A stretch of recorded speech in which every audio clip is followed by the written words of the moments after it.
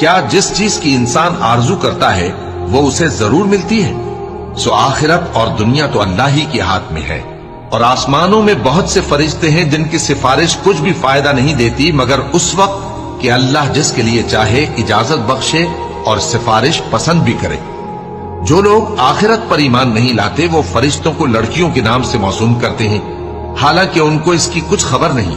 وہ صرف خیال و گمان پر چلتے ہیں، جبکہ خیال و گمان حق کے مقابلے میں کچھ کام نہیں آتا۔ تو جو ہماری یاد سے روگردانی کرے اور صرف دنیا ہی کی زندگی کا خواہاں ہو، اس سے تم بھی منہ پھیر لو۔